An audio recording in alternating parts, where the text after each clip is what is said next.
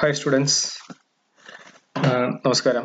ഇതൊരു class video അല്ല, ഇതൊരു ഇൻഫോർമേഷൻ വീഡിയോ ആണ്. ഞാൻ ആദ്യം മുതലേ വീഡിയോ ഞാനിത് ഷെയർ ചെയ്യുമ്പോൾ, ക്ലാസ്സിൻ്റെ ഓരോ chapter module wise video share ചെയ്യുമ്പോൾ അതിൻ്റെ താഴെ പലരും വന്ന് കമൻറ്റ് ചെയ്യുന്നൊരു കമൻറ്റിൽ കാണുന്നതാണ്, ഇത് ഇന്ന സ്കീമിന് ഉപയോഗിക്കാമോ, 2020 സ്കീമിനുള്ള കുട്ടികൾക്ക് ഉപയോഗിക്കാമോ, പിന്നെ 2015 സ്കീമിന് ഇത് യൂസ്ഫുൾ ആണോ.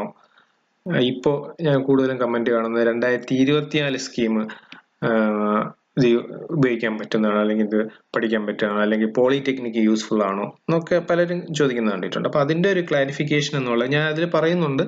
കമന്റ് എല്ലാവരുടെയും കമന്റിന് ഞാൻ ചോദിക്കുന്ന സംശയങ്ങൾക്കും ഇതുപോലുള്ള എല്ലാ ഡൗട്ടുകൾക്കും ഞാൻ അതിൽ തന്നെ കമന്റിൽ ക്ലിയർ ചെയ്യുന്നുണ്ട്. അപ്പോൾ ഇതൊന്ന് കോമൺ ആയിട്ട് ജനറലൈസ് ചെയ്ത് പറയണമെന്ന് തോന്നിയത് കൊണ്ടാണ് ഞാൻ ഈ ഒരു വീഡിയോ ഇടുന്നത്.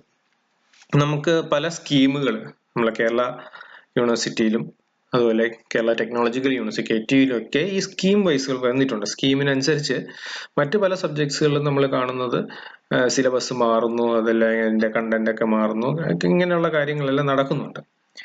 നിങ്ങളൊരു കാര്യം ആലോചിക്കുക, ഇത് എഞ്ചിനീയറിംഗ് ഗ്രാഫിക്സ് ആണ്. ഗ്രാഫിക്സ് എന്ന് പറയുന്നത് ഒരു യൂണിവേഴ്സൽ ലാംഗ്വേജ് ആണ്.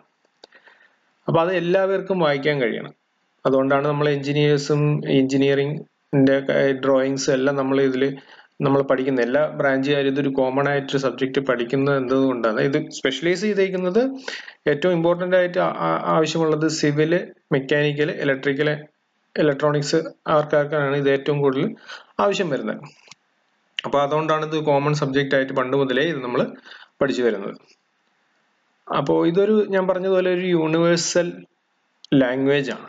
എഞ്ചിനീയേഴ്സിന്റെ ഒരു യൂണിവേഴ്സൽ ലാംഗ്വേജ് ആണ്. അപ്പൊ നമ്മൾ ഇന്ത്യയിൽ നിന്നല്ല എവിടെ വർക്ക് ചെയ്യുകയാണെങ്കിലും നമുക്ക് എഞ്ചിനീയറിംഗ് ഡ്രോയിങ് വെച്ചിട്ടാണ് നമ്മൾ പല ഒബ്ജക്ട്സുകളും ഡിസൈൻ ചെയ്യുന്നതും പ്രോഡക്റ്റ് ആയിട്ട് നമ്മൾ എന്ത് ചെയ്യുന്നത്, ക്രിയേറ്റ് ചെയ്തെടുക്കുന്നത്. അപ്പൊ എന്തെങ്കിലും നമ്മൾ ഇത് റീഡ് ചെയ്യാൻ, നമ്മളിത് മനസ്സിലാക്കിയെടുക്കാൻ, ഇൻഫർമേഷൻസ് എന്തെങ്കിലും ഒരു എറർ ഉണ്ടാകുകയാണെങ്കിൽ അത് വളരെ confusions, it will lead to lot of confusions. അത് പല മേഖലയിലും, അതിപ്പം ഡിസൈനിങ്ങിലും പ്രോഗ്രാമിങ്ങിലോ അല്ലെങ്കിൽ ഓപ്പറേറ്റർ വൈസ് നമ്മളിപ്പോൾ പ്രോഡക്റ്റ് ഡെവലപ്പ് ചെയ്യണമെങ്കിൽ ഓപ്പറേറ്റേഴ്സിനെല്ലാം കൺഫ്യൂഷൻ ഉണ്ടാക്കാനും അങ്ങനെ പ്രോഡക്റ്റ് സ്പോയിൽ ആവാനും ചാൻസ് ഉണ്ട്. അത് സിവിലിനെ സംബന്ധിച്ചാണെങ്കിൽ ബിൽഡിങ്ങിന്റെ കാര്യങ്ങളായാലും, മെക്കാനിക്കൽ ആണെങ്കിൽ പ്രോഡക്റ്റ് ഡെവലപ്മെന്റ്, എല്ലാത്തിനും ഇതൊരു കോമൺ ലാംഗ്വേജ് ആണ്. ഈ ഒരു പറഞ്ഞ മിസ്റീഡിങ് അല്ലെങ്കിൽ മിസ്കമ്മ്യൂണിക്കേഷൻ കാരണം പല പ്രശ്നങ്ങളും ഉണ്ടാകാൻ സാധ്യതയുണ്ട്. അതുകൊണ്ടാണ് നമ്മൾ ഇത് കോമൺ ആയിട്ട് എല്ലാവരും ഇത് പഠിക്കുന്നത്. അപ്പൊ ഈ പറഞ്ഞതുപോലെ നമ്മൾ ഇത് അതുകൊണ്ടാണ് എല്ലാവരും ഇത് പഠിക്കുന്നത്. അത് യൂണിവേഴ്സൽ ലാംഗ്വേജ് ആണ്. അതുകൊണ്ട് തന്നെ ഇതില് സ്കീം മാറുന്നതിനനുസരിച്ച് നമ്മൾ പഠിക്കുന്ന കാര്യങ്ങൾ ഒരിക്കലും മാറുന്നില്ല. കാരണം ഇപ്പൊ ഫ്രണ്ട് വ്യൂ എന്ന് പറഞ്ഞാൽ ഫ്രണ്ട് വ്യൂ ആണ്, ടോപ്പ് വ്യൂ എന്ന് വെച്ചാൽ ടോപ്പ് വ്യൂ ആണ്, സൈഡ് വ്യൂ എന്ന് വെച്ചാൽ സൈഡ് വ്യൂ ആണ്. അപ്പൊ അതിന് കൊടുക്കുന്ന നമ്മളെ നൊട്ടേഷൻസ് ഉണ്ട്. ഇപ്പൊ ഫ്രണ്ട് വ്യൂവിന് നമ്മൾ A' B' എന്നൊക്കെ പറയുന്നത് പോലെ സൈഡ് വ്യൂവിന് A" എന്നൊക്കെ പറയുന്നത് അത് യൂണിവേഴ്സലി അത് അങ്ങനെയായിരിക്കും. ഇപ്പൊ എവിടെയാണെങ്കിൽ നമ്മൾ അതായിരിക്കും. ചിലപ്പം നമ്മുടെ ആ ഒരു മെട്രിക് സിസ്റ്റം ചിലപ്പോൾ മാറിയുള്ളൂ. ഇപ്പൊ നാട്ടിൽ നമ്മളിപ്പോൾ പഠിക്കുന്നത് millimetre, all the drawings in millimetre ആണെങ്കിൽ ചിലപ്പോൾ യൂറോപ്യനോ അല്ലെങ്കിൽ വേറെ അമേരിക്കൻ കൺട്രീസിലോട്ട് വരുമ്പോൾ അത് ഇഞ്ച് ആയിരിക്കും. അങ്ങനെ വ്യത്യാസങ്ങൾ വരും. അല്ലാതെ ബാക്കി നമ്മൾ ഈ പറയുന്നത് പോലെ മെഷർമെന്റ് എടുക്കുന്നത്, ആ ഒരു മെത്തേഡ്, ആംഗിൾ കണ്ടുപിടിക്കുന്ന method, end to end measurement, centre to centre measurement, ഇതെല്ലാം കോമൺ ആണ്. അപ്പൊ ഞാൻ ഇന്ത്യയിലായിരുന്നു, ഞാനിപ്പോ പുറത്ത് വർക്ക് ചെയ്യുമ്പോഴും എനിക്ക് ആ സിസ്റ്റം മാറിയെന്നേ ഉള്ളൂ. MM അല്ലെങ്കിൽ സെന്റിമീറ്ററിൽ നിന്ന് ഞാനിപ്പോ ഇഞ്ചസിലാണ് ഞാൻ മെഷർമെന്റ് എടുക്കുന്നതും കാൽക്കുലേറ്റ് ചെയ്യുന്നതും പ്രോഡക്റ്റ് ഉണ്ടാക്കുന്നതൊക്കെ അങ്ങനെയാണ് ഇവിടുത്തെ ഓപ്പറേറ്റേഴ്സും മറ്റു പ്രോഗ്രാമേഴ്സും ഡിസൈനിങ് ഫീൽഡിലുള്ളവരൊക്കെ ചെയ്യുന്നത്. ആ ഒരു വ്യത്യാസം. പക്ഷെ ബേസിക് എന്ന് പറയുന്നത് നമ്മൾ ഈ പഠിക്കുന്ന കാര്യങ്ങൾ തന്നെയാണ്. അതുകൊണ്ട് അതിൽ ഒരിക്കലും മാറ്റം വരത്തില്ല. ഇനി സ്കീമിൽ എന്താണ് വരുന്നത് എന്ന് വെച്ചാൽ, ഇപ്പൊ സ്കീം ചേഞ്ച് ചെയ്യുമ്പോൾ ആക്ച്വലി മാറുന്നത് നമ്മൾ KTUയിൽ ഇപ്പൊ കാണാം. ഇപ്പൊ കേരള യൂണിവേഴ്സിറ്റിയിൽ പഠിച്ചിട്ടുള്ള ഒരാളാണ് ഞാൻ. കേരള യൂണിവേഴ്സിറ്റിയിൽ പഠിപ്പിച്ചിട്ടുണ്ട്. അത് കഴിഞ്ഞിട്ട് KTUയിൽ ഞാൻ പഠിപ്പിച്ചിട്ടുണ്ട്. അപ്പൊ ഇതിൽ കാണാൻ സാധിച്ചതെന്ന് വെച്ചാൽ, KTUയിലേക്ക് വന്നപ്പോൾ കേരള യൂണിവേഴ്സിറ്റി എന്നുള്ള കുറെ ചാപ്റ്ററുകൾ അല്ലെങ്കിൽ മോഡ്യൂളിൽ കുറയ്ക്കുകയാണ് ഉണ്ടായത്. കണ്ടന്റുകൾ കുറയ്ക്കുകയാണ് ഉണ്ടായത്, കൂടുതലാക്കിയിട്ടില്ല എന്നുള്ളതാണ് സത്യം. കൂടുതലായിട്ടേ ഇല്ല.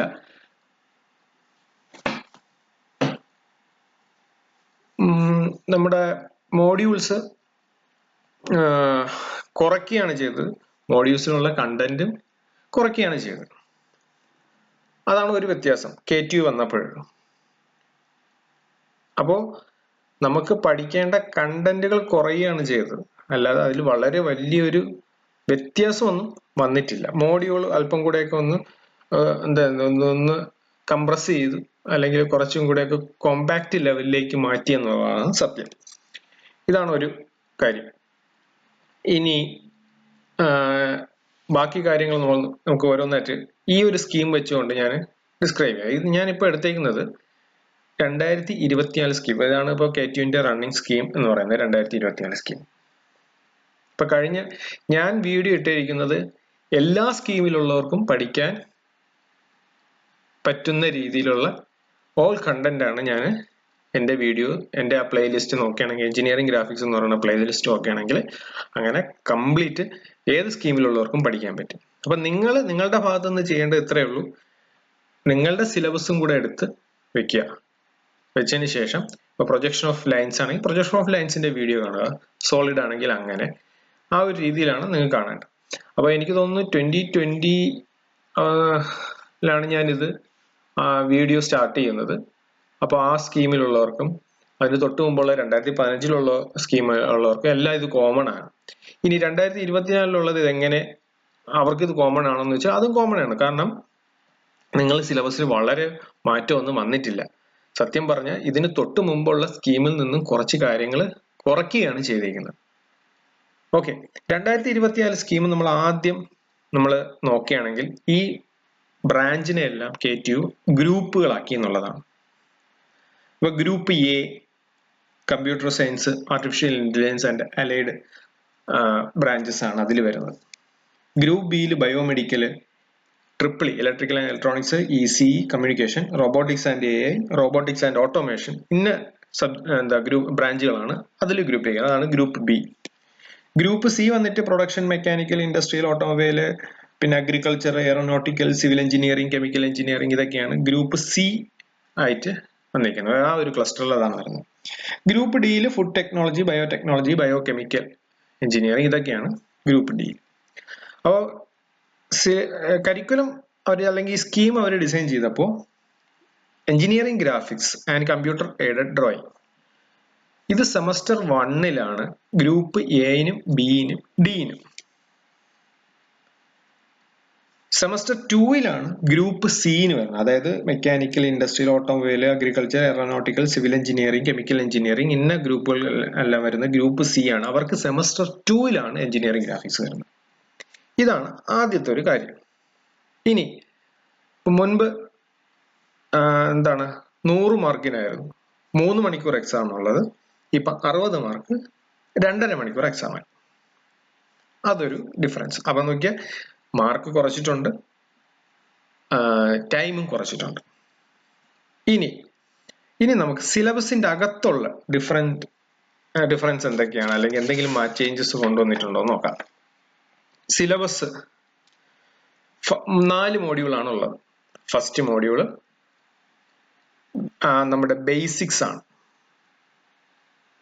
റെലവൻസ് ഞാൻ ഈ പറഞ്ഞ പോലെ ടെക്നിക്കൽ ഡ്രോയിങ്ങിന്റെ റെലവൻസ് അത് ഞാൻ പറഞ്ഞ കാര്യങ്ങൾ തന്നെയാണ്. പിന്നെ ലൈൻസ്, ഡയമെൻഷനിങ് ചെയ്യുന്നത്, എങ്ങനെയാണ് ഡയമെൻഷൻ കറക്റ്റ് ആയിട്ട് ചെയ്യുന്നത്, അതെല്ലാം യൂണിവേഴ്സൽ കാര്യങ്ങളാണ്. നമുക്ക് ഒരിക്കലും അത് ഒരു സ്കീം മാറി എന്ന് പറഞ്ഞിട്ട് ഒരിക്കലും അതൊന്നും മാറത്തില്ല. ഈ പറയുന്ന നൊട്ടേഷൻസും നെയിമിങ്ങും ഡയമെൻഷനിങ്ങും ഒന്നും മാറത്തില്ല. അത് ഏത് രാജ്യത്ത് പോയാലും അതെല്ലാം ഒരുപോലെയാണ്. ഡയമെൻഷനിങ് എല്ലാം ഒരുപോലെയാണ്. കാരണം end to end, centre to centre, ഇതെല്ലാം ഡയമെൻഷനിങ് ഒരുപോലെയാണ്. എങ്ങനെയാണ് ആരോ ഇടുന്നത്, ആരോ ഹെഡ് ഇടുന്നത്, ഓപ്പൺ എൻഡ് ആണോ അല്ലെങ്കിൽ ക്ലോസ്ഡ് എൻഡ് ആണോ, അങ്ങനെയുള്ള കാര്യങ്ങളെല്ലാം. അപ്പൊ അതെല്ലാം കോമൺ കാര്യങ്ങളാണ്. പിന്നെ BIS code of practice for technical നമ്മുടെ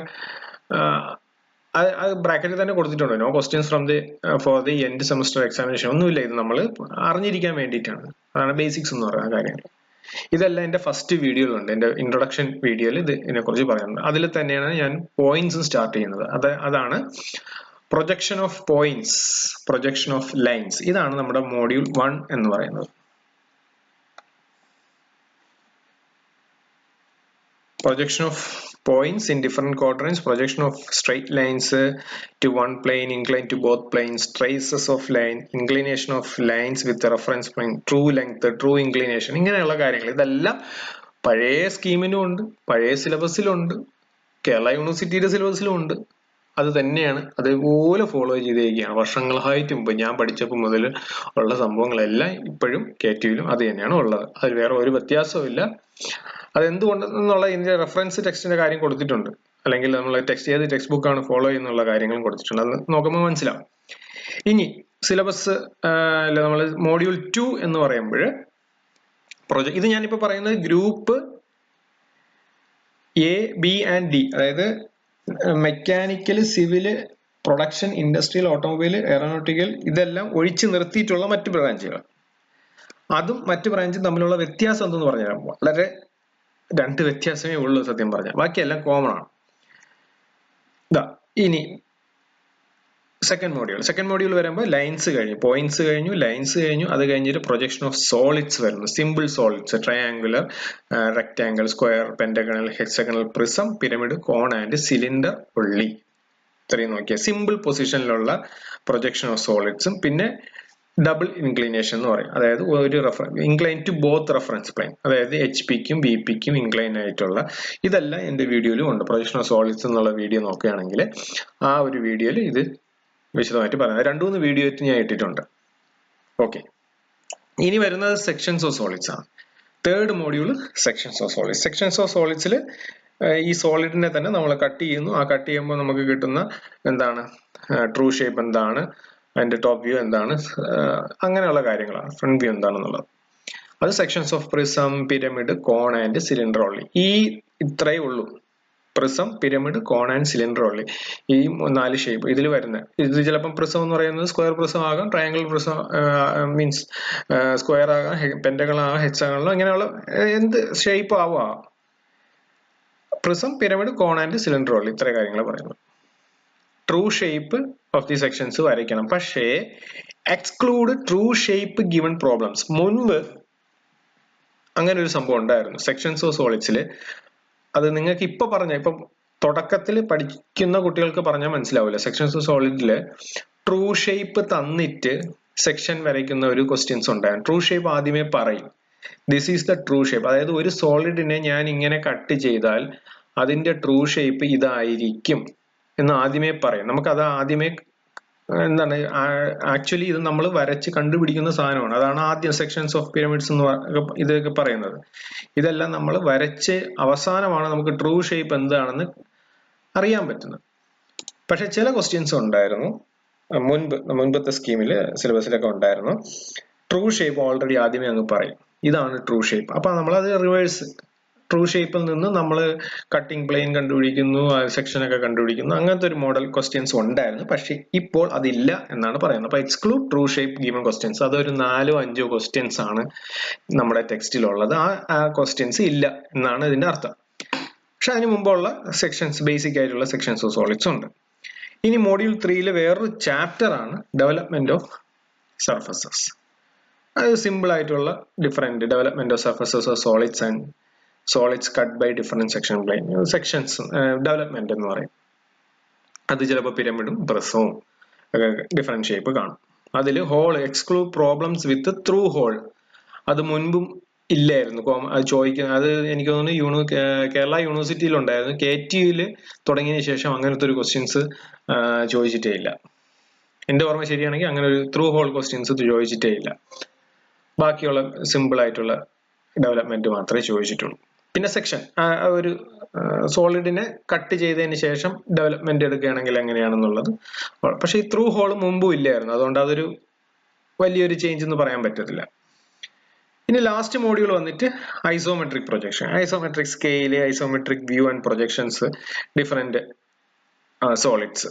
അതിൽ prism, pyramid, cone, cylinder, sphere, hemisphere, പിന്നെ അതിന്റെ കോമ്പിനേഷൻ. അതായത് ഒരു എന്താണ്, പിരമിഡിന്റെ മുകൾ, അല്ലെ ഒരു പ്രിസത്തിന്റെ മുകളിൽ ഒരു പിരമിഡ് ഇരിക്കുന്നു, അല്ലെങ്കിൽ ഒരു പ്രിസത്തിന്റെ മുകളിൽ, ഒരു ക്യൂബിന്റെ മുകളിൽ ഒരു സ്ഫിയർ ഇരിക്കുന്നു, അല്ലെങ്കിൽ ഹെമിസ്ഫിയർ ഇരിക്കുന്നു. അങ്ങനെയുള്ള കോമ്പിനേഷൻ ക്വസ്റ്റ്യൻസ്. ഇത്രയാണ് നമുക്ക് എൻഡ് സെമസ്റ്ററിൽ വരുന്നത്. പിന്നെ 4th മോഡ്യൂളിൽ അടുത്ത ചാപ്റ്റർ ആയിട്ട് നിങ്ങൾക്ക് കാണാം CAD അത് ഇന്റേണൽ ഇവാലുവേഷന് വേണ്ടി മാത്രമുള്ളതാണ്. CAD നിങ്ങൾക്ക് ലാബിൽ ചെന്ന് അതിന്റെ ബേസിക് ആയിട്ടുള്ള കാര്യങ്ങൾ വരയ്ക്കുക എന്നുള്ളതാണ്. അത് ഇന്റേണൽ ഇവാലുവേഷൻ മാത്രം വരുന്നത്. അത് ആക്ച്വലി ഇപ്പൊ ഇത്രയേ ഉള്ളൂ 4 മോഡ്യൂളില്. ചാപ്റ്റർ നമ്മൾ നോക്കുകയാണെങ്കിൽ ചാപ്റ്റർ വരുന്നത് പ്രൊജക്ഷൻ ഓഫ് പോയിന്റ്സ് എന്ന് പറയുന്ന വലിയൊരു ഇത് ചാപ്റ്റർ എന്ന് പറയാൻ പറ്റില്ല. Projection of lines, projection of solids second chapter, then sections of solids മൂന്നാമത്തെ ചാപ്റ്റർ, ഡെവലപ്മെന്റ് ഓഫ് സർഫേസസ് നാലാമത്തെ ചാപ്റ്റർ, ഐസോമെട്രിക് പ്രൊജക്ഷൻ അഞ്ചാമത്തെ ചാപ്റ്റർ. ആക്ച്വലി 5 ചാപ്റ്റർ വരുന്നുള്ളൂ. ഇത് കാലങ്ങളായിട്ട് നമ്മൾ പഠിക്കുന്നത് തന്നെയാണ്. ഇത് വലിയൊരു വ്യത്യാസം വരുന്നില്ല. ഇനി ഇത് ഞാൻ പറഞ്ഞു, ഇത് ഗ്രൂപ്പ് എ, ബി ആൻഡ് ഡിക്കാണ്. സി മായിട്ട് എന്താണ് ഇതിൽ വ്യത്യാസം എന്ന് പറഞ്ഞാൽ വേറെ ഒന്നുമില്ല. ഈ പറഞ്ഞതില് സെക്കൻഡ് മോഡ്യൂൾ എടുക്കുകയാണെങ്കിൽ, പ്രൊജക്ഷൻ ഓഫ് സോളിഡ്സ് എടുക്കുകയാണെങ്കിൽ അതിൽ പറഞ്ഞ സോളിഡ്സ് കൂടാതെ ഒരു ചെറിയ ഒരു ഷേപ്പും കൂടെ ഇതിലുണ്ട്. ടെട്രാഹെഡ്രൺ എന്ന് പറയുന്ന ഒരു സോളിഡും കൂടെ ഇതിൽ വരുന്നു. അത്രേ ഉള്ളൂ. ബാക്കിയെല്ലാം മറ്റ് ഗ്രൂപ്പുകൾക്ക് പഠിക്കാനുള്ളത് തന്നെ പിരമിഡ്, കോണ്, സിലിണ്ടർ എന്നൊക്കെ അല്ലാതെ എക്സ്ട്രാ ആയിട്ട് ടെട്രാഹെഡ്രൺ എന്ന് പറയുന്ന ഒരു ഷേപ്പും കൂടെ അവർ പഠിക്കുന്നുണ്ട്. അപ്പൊ അങ്ങനെ ഒരെണ്ണം ഇട്ടിട്ടുണ്ടെങ്കിൽ അതിൽ നിന്നൊരു ക്വസ്റ്റ്യൻ ചിലപ്പോൾ എന്തായാലും ചോദിക്കുമായിരിക്കും. കാരണം അതുകൊണ്ട് അഴുകിയല്ലോ അങ്ങനെ, അല്ലെങ്കിൽ പിന്നെ ഒരേ ഇത് സെക്ഷനിൽ ഇട്ടാൽ പോരെ. പക്ഷെ ഇത് ഞാൻ പറഞ്ഞത് ഗ്രൂപ്പ് സിക്ക് പക്ഷെ സെമസ്റ്റർ 2-ലാണ് ഇത് വരുന്നത്, ഗ്രാഫിക്സ്. ഓക്കെ, അപ്പം ഈ സെക്കൻഡ് ചാപ്റ്ററിൽ ടെട്രാഹെഡ്രൺ എന്ന് പറയുന്ന ഒരു സോളിഡും കൂടെ വരുന്നു. അത് വേറെ ഒന്നിലും കൂടെ വരുന്നുണ്ട്. എവിടെ? Section of prism, pyramid, cone, cylinder ഒക്കെ ആയിരുന്നു മറ്റേ ഗ്രൂപ്പുകാർക്ക്. ഗ്രൂപ്പ് സിയിൽ വന്നപ്പോൾ ടെട്രാഹെഡ്രൺ എന്ന് പറയുന്ന ഒരു ഷേപ്പും കൂടെ ഇതിലേക്ക് വരുന്നു. അത്രേ ഉള്ളൂ, വേറെ വ്യത്യാസമൊന്നുമില്ല. ഇനി അപ്പൊ മോഡ്യൂൾ 3-ലും അതാണ് ഒരു വ്യത്യാസം.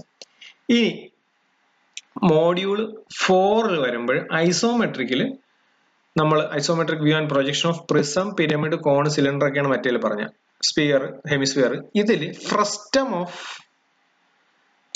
പിരമിഡ്, ഫ്രസ്റ്റം ഓഫ് കോൺ, ഈ 2 ഷേപ്പും കൂടെ ഈ ഗ്രൂപ്പിൽ എക്സ്ട്രാ ആഡ് ചെയ്തിട്ടുണ്ട്. Frustum of pyramid, frustum of cone വേറെ ഒന്നുമല്ല, ഈ കോണിന്റെ മുകളിൽ കട്ട് ചെയ്യുകയോ അല്ലെങ്കിൽ പിരമിഡിന്റെ മുകളിൽ നമ്മൾ കൂർത്തിരിക്കുന്നില്ല, അതിനെ കട്ട് ചെയ്ത് കളയുമ്പോഴാണ് നമ്മൾ അതിനെന്ത് പറയുന്നത്? ഫ്രസ്റ്റം എന്ന് പറയുന്നത്.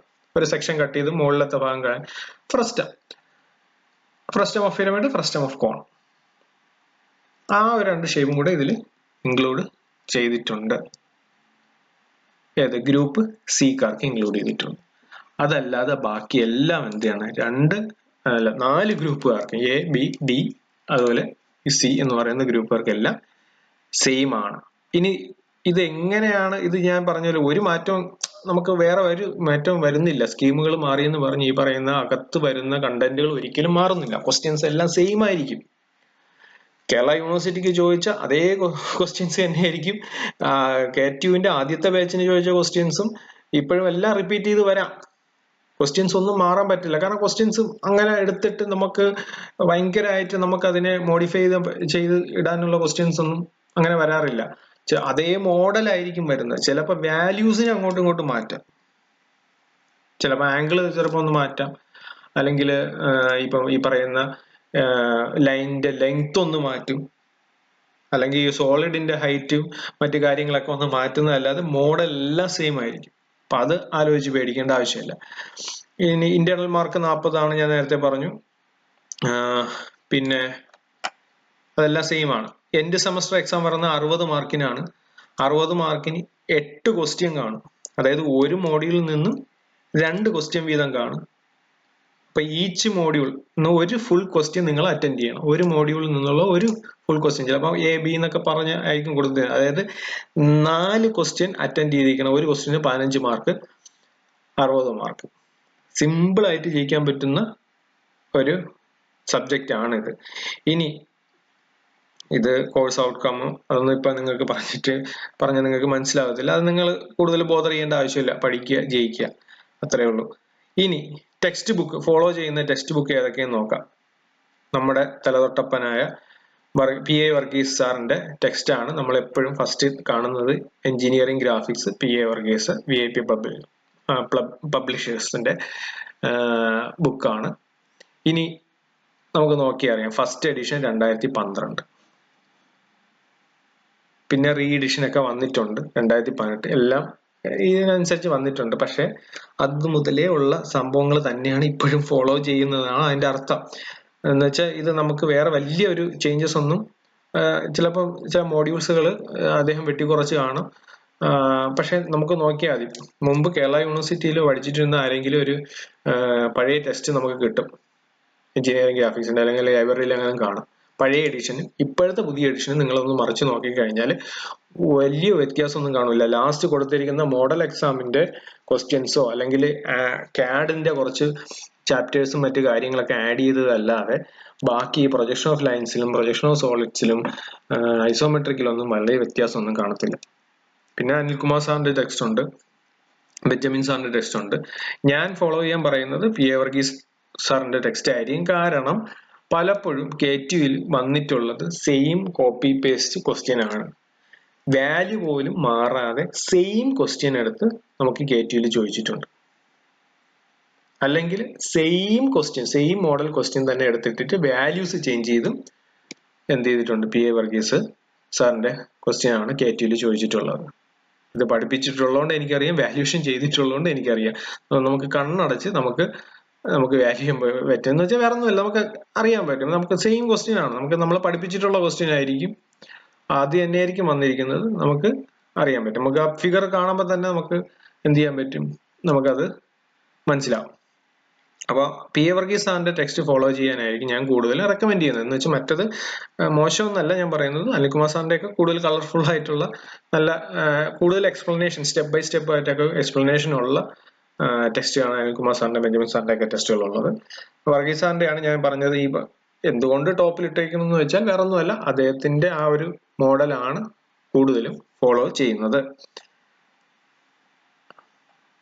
പിന്നെ NPTELന്റെ ലിങ്ക് ഒക്കെ കൊടുത്തിട്ടുണ്ട്, വീഡിയോ ലിങ്ക് ഒക്കെ കൊടുത്തിട്ടുണ്ട്. NPTEL പഠിക്കാം, അല്ലെങ്കിൽ എൻ്റെ വീഡിയോ വേണമെങ്കിൽ നോക്കി പഠിക്കാം, അല്ലെങ്കിൽ എൻ്റെ മനസ്സിലായില്ലെങ്കിൽ വേറെ ഏതെങ്കിലും യൂട്യൂബ് വീഡിയോ ആണെങ്കിൽ നോക്കി പഠിക്കാം. പല കുട്ടികളും എൻ്റെ വീഡിയോ നോക്കി പഠിച്ചിട്ട് വളരെ ബേസിക് ആയിട്ട് ഇപ്പം സപ്ലി ഉള്ളവരും അല്ലാത്തവരൊക്കെ നോക്കി പഠിച്ചിട്ട് മനസ്സിലാവുന്നുണ്ടെന്ന് പറഞ്ഞിട്ടുണ്ട്. അപ്പം ഞാൻ എൻ്റെ വീഡിയോസ് എല്ലാം ബേസിക് ലെവൽ എന്നാണ് ഞാൻ പറയുന്നത്. അതായത് നിങ്ങൾക്ക് ഒന്നും അറിഞ്ഞുകൂടാത്ത കുട്ടികൾ എൻ്റെ ക്ലാസ്സിൽ ഉണ്ടായിരുന്നു. അപ്പൊ അവർക്ക് മനസ്സിലാവുന്ന രീതിയിൽ ഞാൻ എങ്ങനെയാണോ പഠിപ്പിച്ച് അവരെ ജയിപ്പിച്ചെടുത്തത് ആ രീതിയിലാണ് ഞാൻ എൻ്റെ വീഡിയോസും ഇട്ടിട്ടുള്ളത്.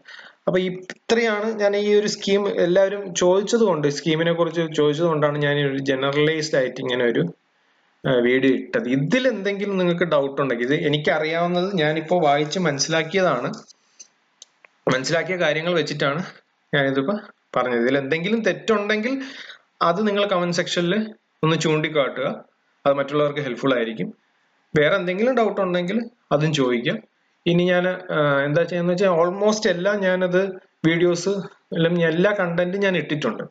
ഇനി ഞാൻ ഇടാൻ പോകുന്നത് വെച്ചാൽ ഓരോ സിംഗിൾ ക്വസ്റ്റ്യൻസ് ആയിരിക്കും. ഞാൻ ഈ പറഞ്ഞ പോലെ PA വർഗീസ് സാറിന്റെ ഓരോ മോഡ്യൂളിലും ഏറ്റവും ഇമ്പോർട്ടന്റ് ആയിട്ടുള്ള ക്വസ്റ്റ്യൻസ്, കുറെ ക്വസ്റ്റ്യൻസ് ഉണ്ട്. അത് ആ മോഡൽ വൈസ് ക്വസ്റ്റ്യൻസ് ഓരോരോ ഇതായിരിക്കും ഞാൻ വീഡിയോ ഇടുന്നത്.